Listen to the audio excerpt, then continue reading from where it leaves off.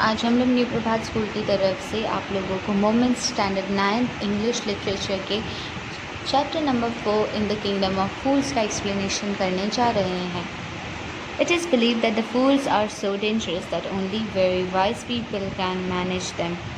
ऐसा माना जाता है कि बेवकूफ़ इंसान काफ़ी ख़तरनाक होते हैं और वो सिर्फ समझदार इंसानों के द्वारा ही हैंडल किए जा सकते हैं।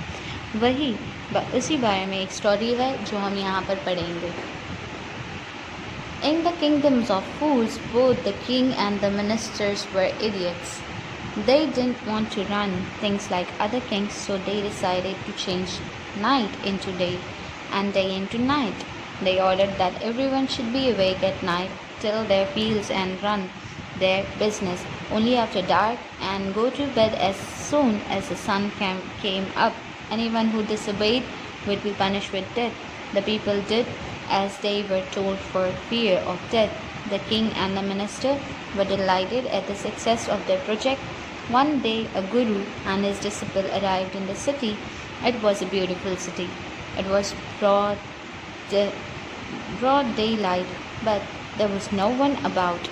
Everyone was asleep, not even a mouse stirring. Even the cattle had been taught to sleep by day.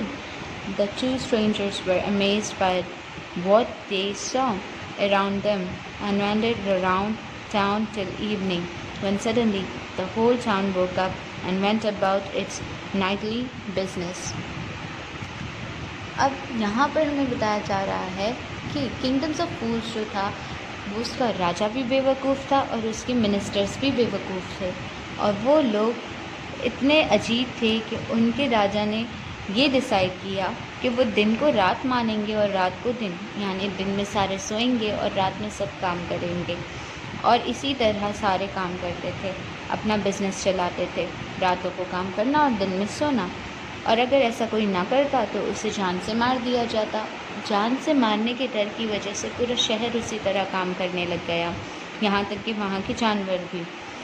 एक दिन एक गुरु और उनका शिष्य दोनों आए इस शहर में। ये शहर बहुत खूबसूरत था और वहाँ पर दिन की बहुत बड़ी रोशनी जैसे चल रही थी, लेकिन पूरा शहर मानो सो रहा था। वहाँ एक चूहा तक नहीं था जो वहाँ पर घूमता। यहाँ तक कि भेड़ बकरियों को भी दिन में सोने की आदत डाल दी गई थी। और तब वो दोनों गुरु और शिष्य पूरी शाम वहाँ पर घूमते रहे। और फिर जब रात हुई तो सारे के सारे शहर में जैसे मानो जान आ गई, सभी उठ गए। The two men were hungry. Now the shops were open. They went to buy some grocery.